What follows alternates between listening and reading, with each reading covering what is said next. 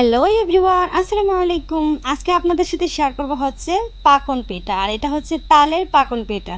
আর এই পিঠাগুলো কিন্তু একেবারে নরম তুলতুলে হবে, এবং কিভাবে নরম তুলতুলে করে তালের পাকন পিঠা বানাবেন সেই রেসিপিটা কিন্তু আজকে শেয়ার করব। আর এই পিঠা যদি সারা দিনও রেখে দেন তাহলে দেখবেন সন্ধ্যাবেলা একেবারে নরম তুলতুলে থাকে। চলুন তাহলে দেখি এই রেসিপিটা। প্রথমে এটা বানানোর জন্য আমাদের লাগবে হচ্ছে সুজি। আমি কিন্তু এখানে হাফ কাপ সুজি নিয়ে নিয়েছি। আর এখন কিন্তু আমি সুজিটাকে পানি দিয়ে ভিজিয়ে রাখবো, আর অবশ্যই সুজিটাকে কিন্তু গরম পানি দিয়ে ভিজিয়ে রাখতে হবে। আর যদি এইভাবে গরম পানি দিয়ে ভিজিয়ে রাখা হয় তাহলে দেখবেন যে পরে ময়দা দিয়ে সাথে সাথে পিঠাটা বানানো যাবে। এই জন্য কিন্তু আমি এই সুজিটাকে কিন্তু ভিজিয়ে রেখে দিয়েছিলাম। আর গরম পানি দিয়ে যদি ভিজিয়ে রাখেন তাহলে দেখবেন যে পিঠা বানানোর পর কোনো সমস্যা হয় না পিঠার মধ্যে। এই জন্য কিন্তু গরম পানি দিয়ে আমি সুজিটাকে ভিজিয়ে রেখেছিলাম 10 থেকে 15 মিনিটের মতো। এই যে এখন ঢাকনা দিয়ে ঢেকে এটাকে রেখে দিব 10 থেকে 15 মিনিট। আমি 10 থেকে 15 মিনিট পর কিন্তু ফিরে আসব। আর এদিকে আমি আরেকটা বাটি নিয়ে নিয়েছি, আর এখানে আমি দিয়ে দিব হচ্ছে 1 কাপ চিনি। আসলে চিনিটা যার যার স্বাদ মতো বা ইচ্ছে মতো। আমি কিন্তু এখানে 1 কাপ দিয়ে দিচ্ছি হচ্ছে চিনি। আর চিনিটাকে কিন্তু আমি গলিয়ে দিব। চিনির মধ্যে কিন্তু আমি পানি দিয়ে চিনিটাকে ভালোভাবে মিক্স করে নেব। আর এখানেও কিন্তু আমি গরম পানি দিয়েছি। আর এই প্রসেসটা অবশ্যই ফলো করবেন। এটা কিন্তু গরম পানি দিয়ে কিন্তু এই পিঠাটা বানাতে হবে। এই যে এখন আমি এটাকে ভিজিয়ে রেখে দিব। 10 থেকে 15 মিনিট পর আমি কিন্তু ফিরে আসব। 10 থেকে 15 মিনিট পর আমি ফিরে আসলাম। এই যে ঢাকনাটাকে উঠিয়ে নিচ্ছি। আর এই পর্যায়ে কিন্তু সুজিগুলো একেবারে নরম হয়ে গিয়েছে। এভাবে প্রথমে আমি চামচ দিয়ে একটু নেড়েচেড়ে মিশিয়ে নিয়েছি। মিশিয়ে নেওয়া হয়ে গেলে তারপর কিন্তু আমি হাত দিয়ে ভালোভাবে এটাকে একটু কষলে কষলে মেখে নিতে হবে। এই যে হাত দিয়ে কষলে কষলে একটু মেখে নিচ্ছি। মেখে নিলে কি হবে, পিঠাটা অনেক স্মুথ হবে।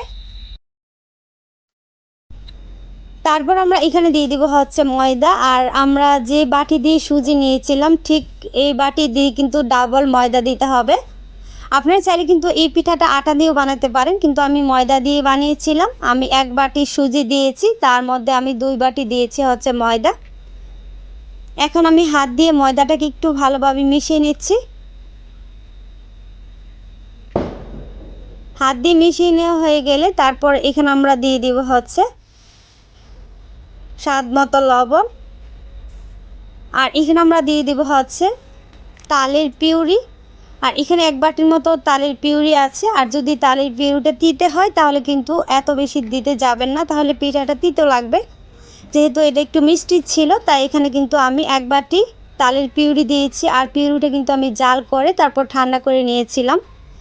তারপর এখানে চিনির যে পানিটা আমরা বা চিনির যে শিরাটা করে রেখেছিলাম সেই চিনির পানি বা শিরাটা এখানে দিয়ে দিচ্ছি। আর এই প্রসেসিংটা অবশ্যই ফলো করবেন, তাহলে দেখবেন যে পিঠাতে কখনোই কোনো সমস্যা হবে না। একেবারে নরম তুলতুলে হবে এবং একেবারে ফুরকো ফুরকো কিন্তু পাকন পিঠা হবে। এখন আমি হাত দিয়ে একটু সময় নিয়ে সব উপকরণ একসাথে ভালোভাবে মেখে নিচ্ছি। আর এই কাজটা কিন্তু একটু টাইম নিয়ে করবেন, কারণ যত ভালোভাবে মেখে নেওয়া হবে এই পিঠাগুলো কিন্তু ততই বেশি সুন্দর হবে।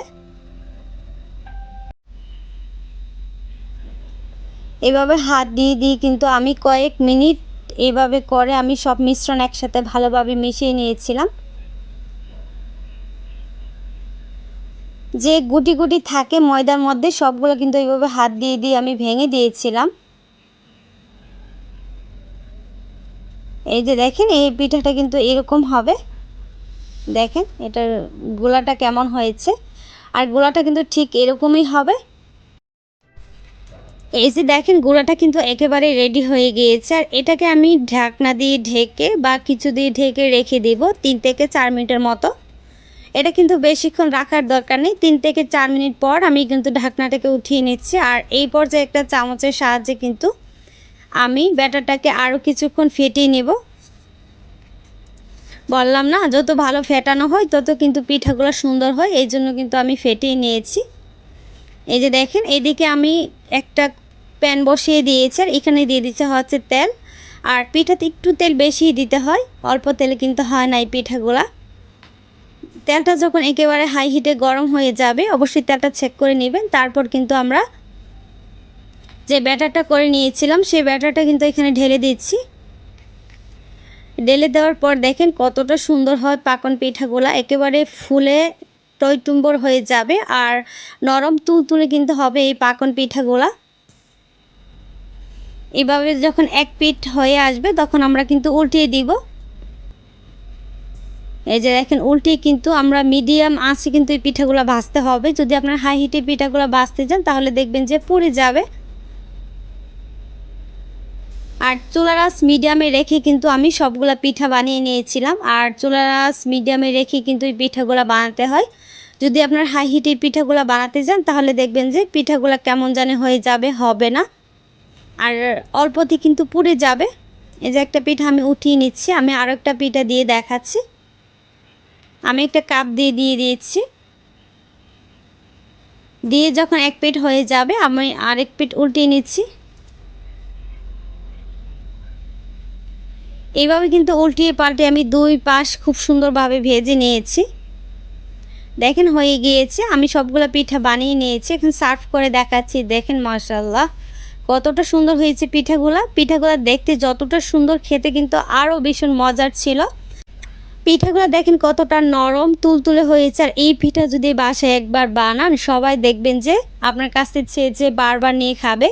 আর পিঠাগুলো একেবারে কিউট আর নরম তুলতুলে। এই যে দেখেন, আপনার সারা দিন রাত রেখে তারপরেও খেতে পারবেন, দেখবেন যেমন পিঠা বানিয়েছিলেন ঠিক ওই রকমই থাকবে।